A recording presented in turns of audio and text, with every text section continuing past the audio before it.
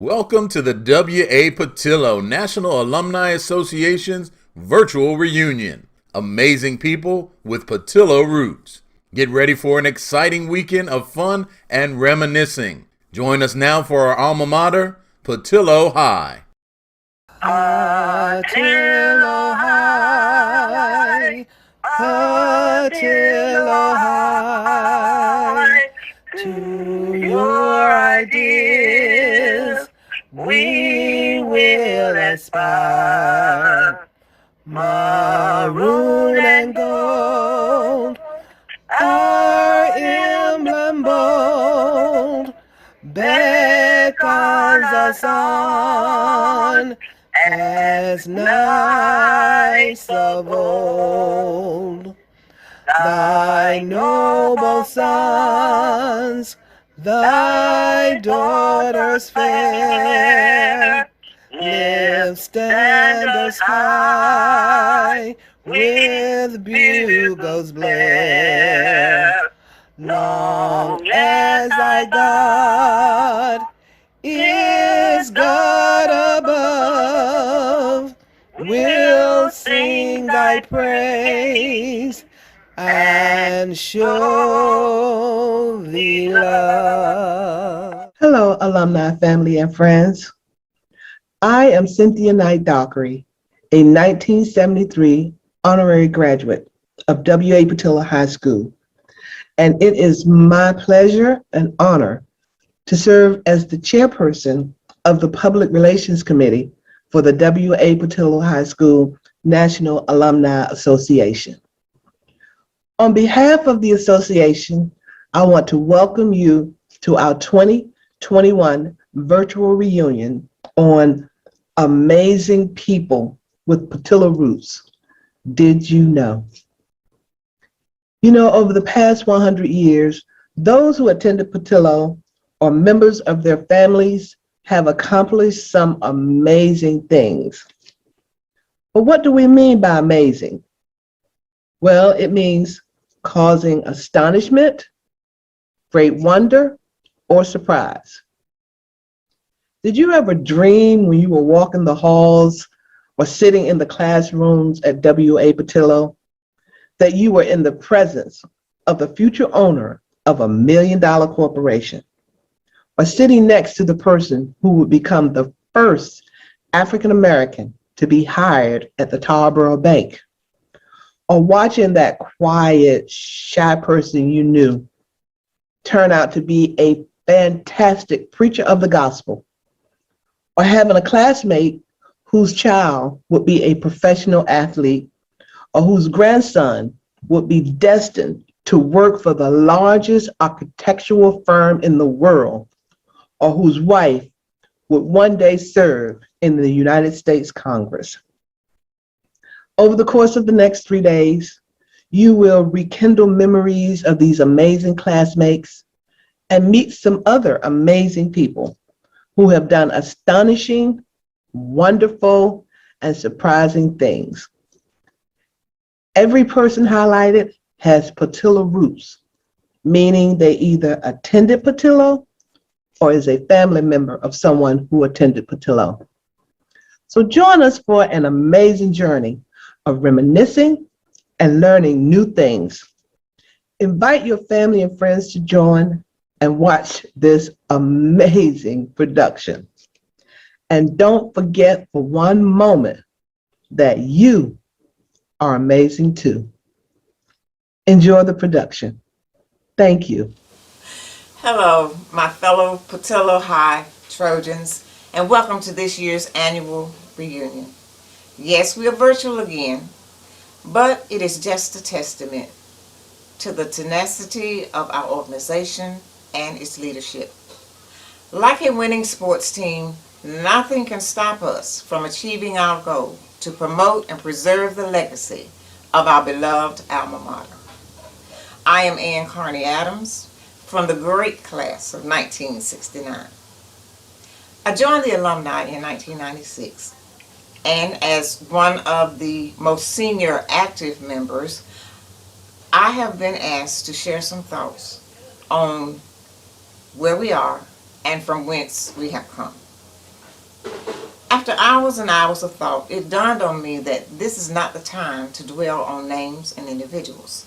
Every one of us, if asked, may have different ideas on who is the best teacher or principal or staff member, be it a office worker, custodian, or a cafeteria worker. I'm referring to that person who spoke that one word of encouragement, or who performed that one act of kindness that helped to mold or shape us into the persons we are today.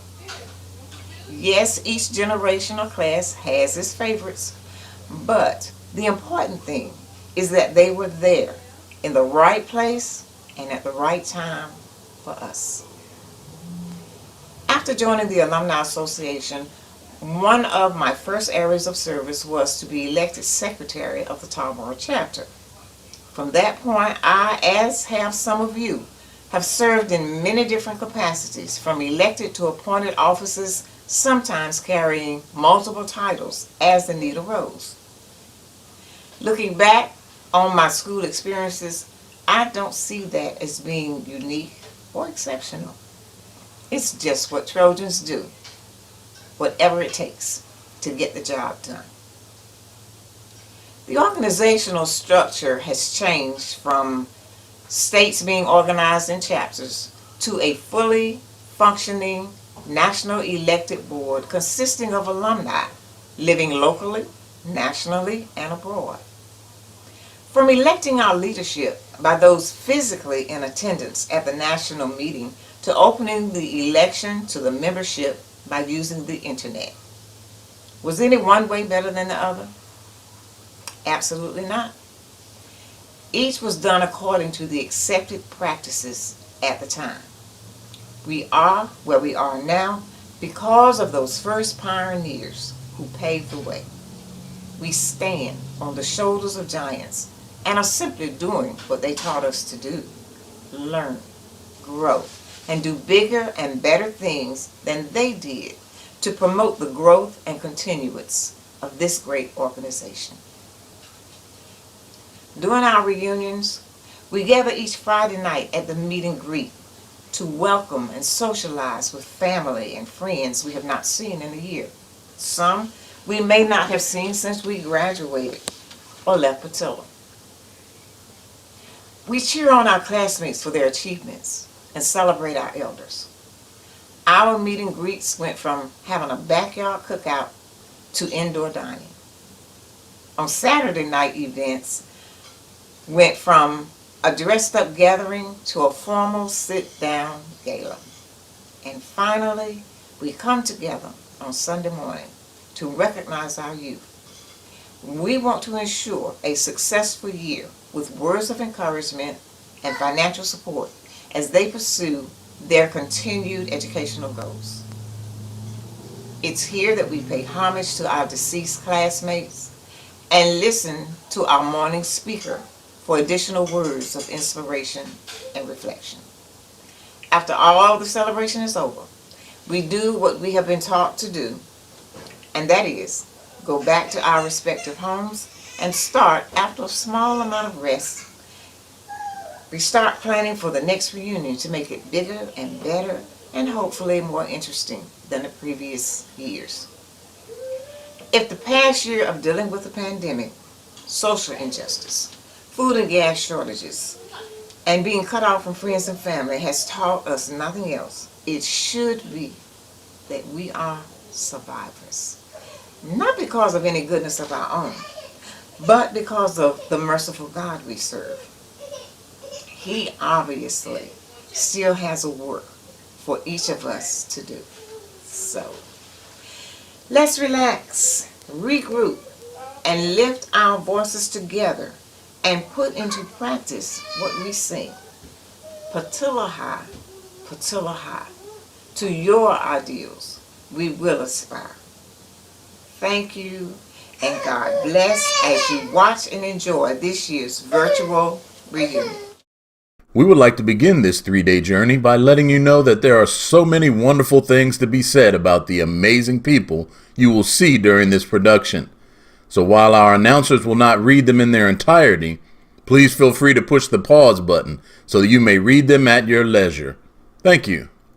And now, amazing people with Patillo roots. Let's begin with Simeon Stevens. This young man will be graduating from Morgan State University in Baltimore, Maryland in 2022. He will spend his summer internship at Gensler, the world's largest global design and architecture firm. Simeon will be participating in Gensler's 2021 Summer Fellowship. The 10-week program will give students the opportunity to move forward Gensler's research initiatives centered around redefining the future of cities around the world with a focus on climate change and social justice. Hey, did you know? Simeon is the grandson of Clinton Stevens, class of 1966, and Thelma Carney Kennedy, class of 1967. Margie Battle Cofield attended Logsboro and Wimberley Elementary Schools through the 8th grade. She later attended W.A. Patillo High School and graduated in 1944. Did you know that this amazing person was the first African American hired to work at North Carolina Bank of Tarboro in 1967? She was later promoted to a bookkeeper position in 1969. Her hiring opened doors for other African Americans that followed her. Mrs. Cofield's amazing story was submitted by Lois C. Hinton, class of 1968. Susie Taylor Haywood. She was employed by the subcontracting firm that was hired by the Baltimore Ravens and the Baltimore Orioles. Susie graduated with honors from W.A. Patillo High School in 1953. In high school, she played a clarinet in the band and was its president. After high school, she attended Morgan State College, which is now Morgan State University. During her time at Morgan State, she became a member of the Zeta Phi Beta Sorority Incorporated and received a Fulbright scholarship to study Spanish at the International University of Saltillo, Mexico. Susie graduated from Morgan State with a Bachelor of Arts degree in French and Spanish.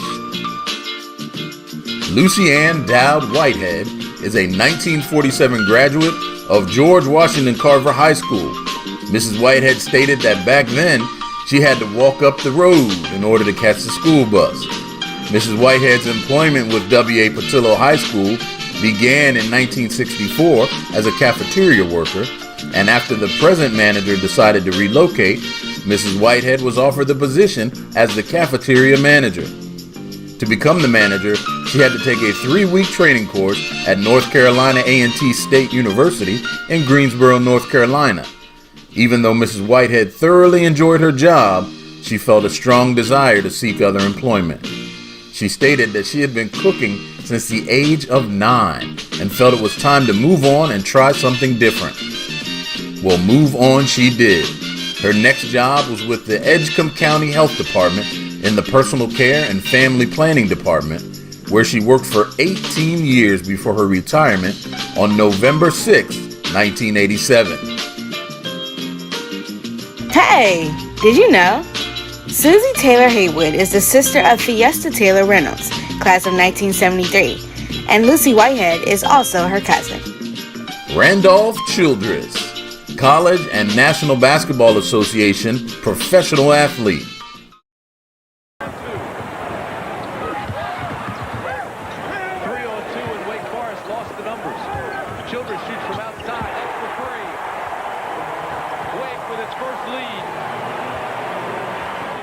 Score 3 points as a result. So the Deacons not really cashing in on opportunities, but there's an opportunity they are not about to pass up.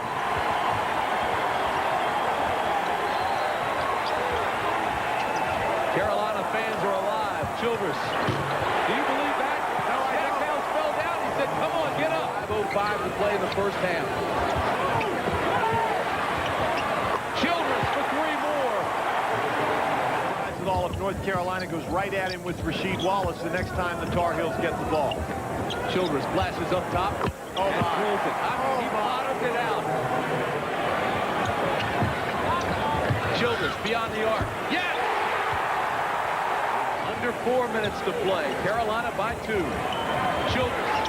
Yes!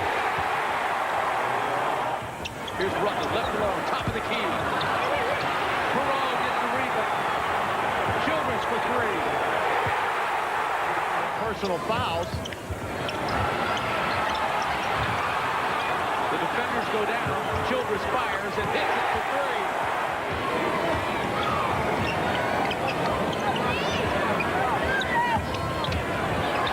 Childress banks it in. Wake Forest with a tremendous size advantage inside. Childress with the running one-hander, nothing but net. Cross-court pass to Perrault. 10 seconds left. Back to Childress. It's his game Double now. team again. Childress. Yes! 4 seconds left. Randolph Childress played collegiate basketball at Wake Forest University, where he averaged 18.4 points per game in his 4-year career. His collegiate highlight came in 1995, when he delivered one of the most outstanding ACC tournament performances of all time. Named tournament MVP, Childress, along with sophomore Tim Duncan, carried the Demon Deacons to the title. Childress averaged 35.7 points and 7 assists per game. In the finals, against the University of North Carolina team featuring Jerry Stackhouse and Rasheed Wallace, Childress scored 37 points with 7 assists and hit a game-winning jumper with 4 seconds left in overtime. Childress was drafted by the Detroit Pistons in the first round. He later played for the Portland Trail Blazers before finishing his career over in Europe.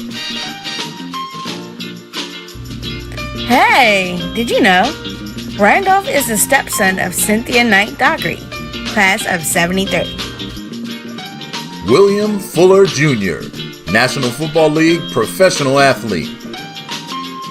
From 1981 to 83 at North Carolina, defensive tackle William Fuller, one of just 6 Tar Heels players to twice earn first team All-America honors, and one of just 3 D linemen ever to make All ACC for 3 straight seasons. More than 3 decades later, you still hold UNC's record for career tackles for loss. What does that mean to you? First of all, I want to thank the National Football Foundation for this honor, for being here. As far as having that tackles for a loss record still stand, that's pretty amazing, especially when you talk about a guy named Lawrence Taylor who came up through that that system and did pretty well himself. So yeah, it's amazing that that tackle for a loss record still stands. It's great to be here representing the University of North Carolina. I remember back in those days we were known as a basketball school, and so it's great to sit up here and say, hey, we play a pretty good brand of football as well. And again, I want to thank the foundation for selecting me. I'm sure we're going to have a few more come through this way pretty soon. I think Mr. Peppers and some other guys will continue that legacy, but it's wonderful to represent the University of North Carolina. They made a huge difference in my life. I never imagined I'd be here today or have the opportunity to go and graduate from a university like that, and it's just made a tremendous difference in my life. Congratulations, William. William played defensive end for 13 seasons in the National Football League.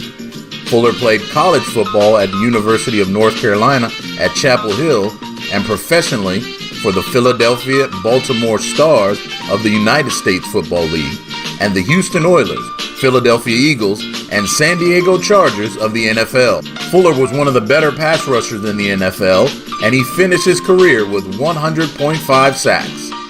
He was named to the Pro Bowl 4 times and selected as an All-American twice while in college. In 2004, Fuller was inducted into the Virginia Sports Hall of Fame. During his career and after his retirement, Fuller has also done considerable work in raising funds for diabetes research. Hey, did you know? William is the nephew of Juanita Sherrod Hyman, class of 63, and Patricia Sherrod Benbow, class of 75, Tarboro Senior High School. Susanna Mathewson Thomas. Susanna grew up on her family's farm on West Wilson Street, where the now Edgecombe Community College stands. She attended elementary school in the area the Tarboro School Board started construction of the first high school for blacks in 1920. The Julius Rosenwald Fund helped finance the construction. They named the new high school the Tarboro Colored High School. Always being a great student, she graduated at the top of her class. After high school, she received a BS degree from Shaw College, which is now Shaw University, in Raleigh, North Carolina. She also did graduate work in the field of biology at Cornell University in Ithaca, New York. After completing her education, she taught general science and biology in Richmond County, North Carolina. Later, she returned home to Tarboro to teach general science, biology, and chemistry at Tarboro Colored High School and W.A. Patillo High School. Tarboro Colored High School was changed to W.A. Patillo High School in 1943. Susanna was a firm teacher, but her students always loved and respected her. Her greatest desire was to help all students succeed, each discovering his or her own uniqueness. She reveled in each student's accomplishments and successes.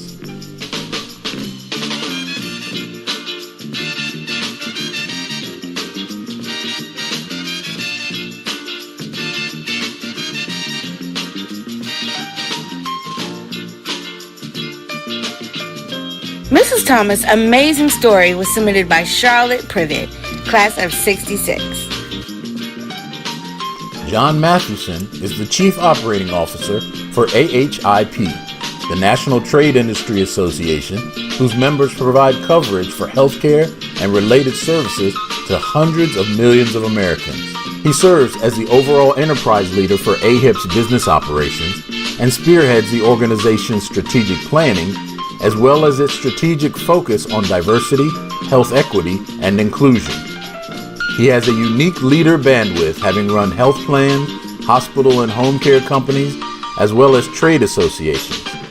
His C-suite executive roles include CEO, COO, EVP, and Chief Marketing Officer. A nationally recognized leader, John also uses his broad experience capital and insight to serve as a director on corporate and industry boards. John is a champion and national thought leader for integrating social determinants of health with viable business models that not only improve health among those who are vulnerable, but also strengthens the value of leading-edge organizations. The fountain pen was his father's vintage Parker. He passed away from smoking at age 51 and inspires John to contribute to the promise of good health and the hope of well-being, writing the story forward. Jessica Mathewson graduated from Page High School in Greensboro, North Carolina. She continued her education by studying English literature, Romance languages, and dance at Gosher College in Towson, Maryland, earning her undergraduate degree. She always had a passion for books as objects in her pursuit of knowledge. This thirst led her to studies of library and information science at UNC Chapel Hill, where she received a master's degree in 1999. Shortly after this graduation, she moved to New York City, where she worked for 2 years as librarian for the American Foundation for the Blind and archivist of AFB's Helen Keller Archives. As AFB holds the only official collection of Helen Keller archival material in the world, the AFB archivist is considered de facto world expert on the subject of Helen Keller. During her time at AFB, Jessica answered many questions about Helen Keller, such as what was the cause of her blindness. Many people don't know that she was born with an ability to see and hear, but suffered an undiagnosed illness as an infant that caused a high fever, leaving her deaf and blind. Jessica defended the naming of a school after her against protesters objecting to her socialist background, and she was interviewed on the subject of Helen Keller for Japanese television. Hey, did you know? John is the brother of Jack Matheson, class of 62, and Jessica is the daughter of Jack and Cora Matheson, class of 62. Dr. Milton D. Quigless Jr. is the son of Dr. and Mrs. M.D. Quigless Sr., well known to all in the Patillo High School family. Milton was certified by the American Board of Surgery in 1978 and became a fellow of the American College of Surgeons in 1983. After teaching at Meharry for a year and a half, he started his general surgery practice in Raleigh, North Carolina in March 1978. He had a one-year term as chief of the medical staff of Wake Medical Center in 1987. In 1991, he was appointed Clinical Associate Professor of Surgery at UNCCH with responsibility for surgical residents at Wake Med. In 2003, he left private practice and began work as a civil service surgeon for the U.S. Department of Defense. He worked for a year at the U.S. Military Academy at West Point, New York, 2 years at Fort Benning, Georgia, another year at the USMA, then 4 years at Yokata Air Base Hospital in Tokyo, Japan.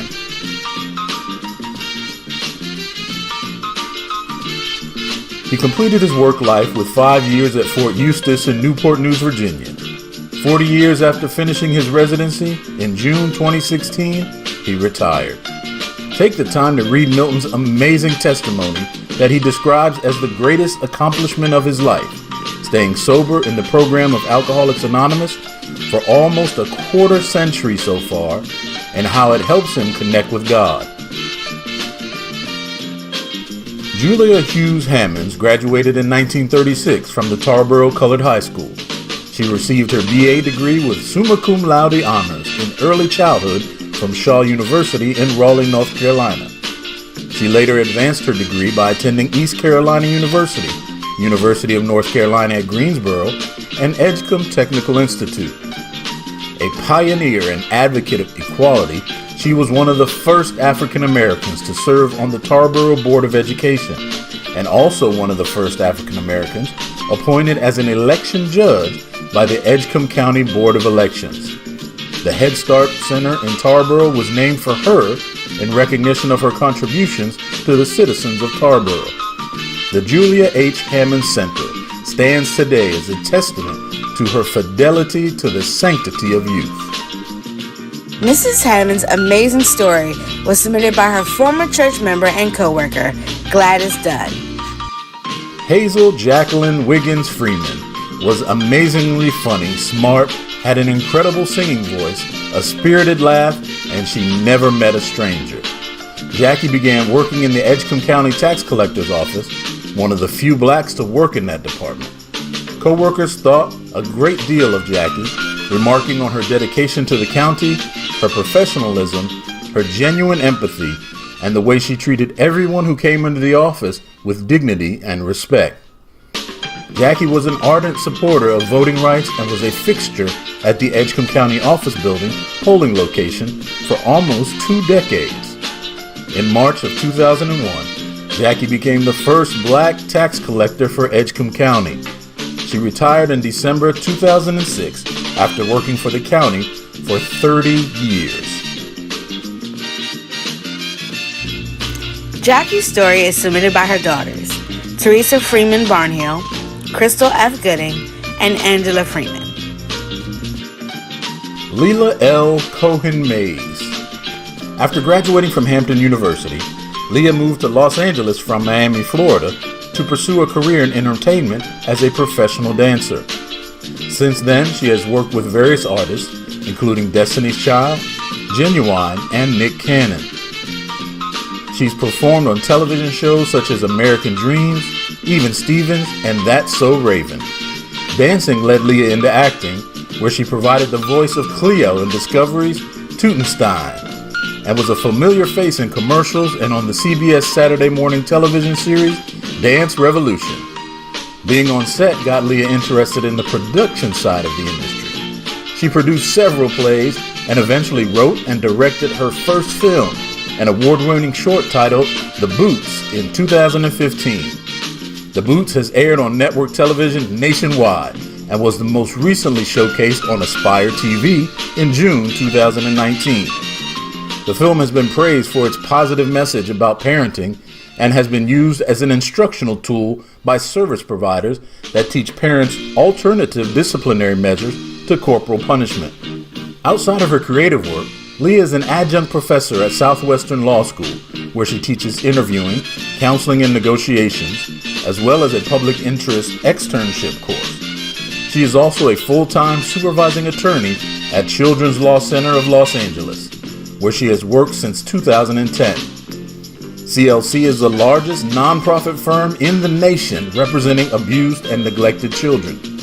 The firm currently represents over 33,000 children and provides advocacy for them both in and out of the courtroom. Take the time to read more on this amazing woman. Hey, did you know? Leah is the daughter of Morris Mays, class of 72, and granddaughter of Miss Shirley Mays, class of 45. George Blakeney Jr.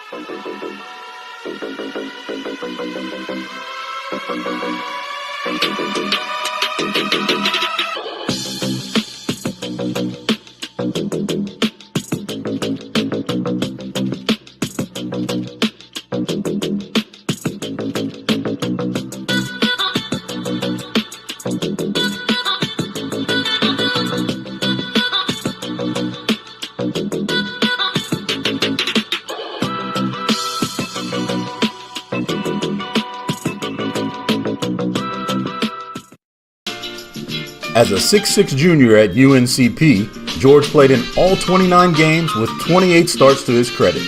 He averaged 10.3 points and a team best 6.6 rebounds per game, while also registering 23 blocks and 15 assists, shot 59% from the field and 68.9% from the free throw line. Ranked 4th in the conference in field goal percentage, as a sophomore, he played 30 games with 29 starts.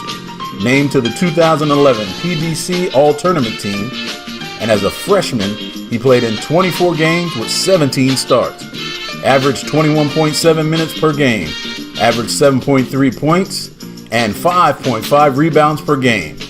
He was tied for 18th in PBC with 5.9 rebounds per game average in league contests. At Tarboro Senior High, he averaged 19 points, 12 rebounds, and 5 blocks per game during his senior year.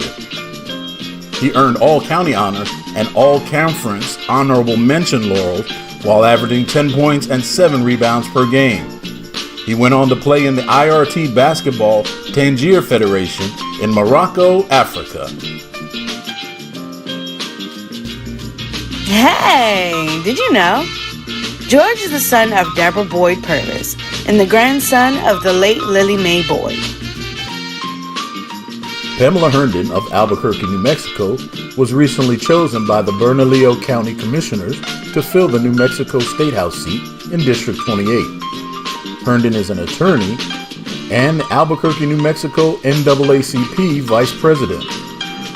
She will finish out the term after Melanie Stansbury, her predecessor, was elected to the United States Congress in Washington, D.C. 8 people applied for the position, and the commission approved Herndon's appointment in a 4-0 vote. Herndon was sworn in immediately after the vote. Did you know? Pamela is the wife of Alfred Dennis Mathewson, class of 1972.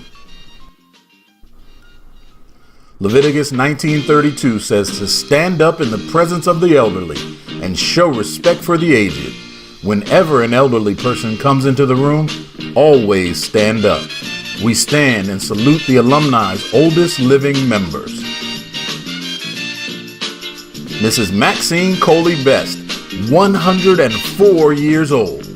This native of Goldsboro, North Carolina, was raised in Norfolk, Virginia. She was first grade teacher at Patillo from 1953 to 1961 and received her BS from Winston-Salem's Teachers College and her MA in elementary education from New York University. She believes enjoying each day to the fullest, enjoys traveling and playing cards, and is appreciative of being blessed with good health and mental faculties to this day. Ms. Shirley Odell Mays. I like that name, Odell. Ms. Shirley Odell Mays studied English at A&T in Greensboro after graduating high school. She remembers most of her teachers and many of her classmates from Patillo and A&T. She enjoys music and reciting poetry, especially The Negro Mother by Langston Hughes. Teaching Sunday school to the children in preschool and elementary was one of her greatest joys. She encouraged her students to be creative and have fun while studying the Sunday school lesson. Miss Mays enjoys participating in the Patillo High School reunions. She often encourages family and friends to attend as well. After returning from Greensboro, Miss Mays' career goal changed. She began to focus on how she could be of service to or what she could do to help others. Her aspiration then was to become a nurse. Being employed full-time didn't stop her from studying to accomplish her goal. She continued working, studying, and eventually receiving her LPN license. Having this afforded her a nursing position at the Quigless Clinic, owned and operated by Dr. Milton D. Quigless Sr. Ms. Mays continued to study and received her RN license. She remained employed at the Quigless Clinic until the closing of the clinic. Other nursing duties and facilities included Edgecombe General Hospital, Beverly Healthcare Center, Tarboro Nursing Center, and Edgecombe County Health Department. Nursing was her passion. Hey! Did you know? Miss Mays is the mother of Zelda Mays, class of 73. Hello everyone, this is Verdell Cotton Robinson from the class of 1963. I'm blessed and excited about our class fundraising project. It is a brilliant and enjoyable way of contributing by asking the classes of 1960 through 1973 to make a donation. Just think about how wonderful it is that we as alumni are able to give scholarships to students. Fundraising is a process of seeking and giving voluntary financial contributions by engaging individuals, businesses, charitable foundations. So just remember what was said in a prior meeting, which was when you think of Patillo and scholarship, think of and honor those people who prayed for you, who loved and supported you, who mold you into the person you are today. We hope you find it in your heart to continue to support our fundraising project and giving. You will get a real sense of satisfaction for knowing you are giving back and helping out your local community. Thank you. We now honor our fallen Trojans, July 2020 to September 2020.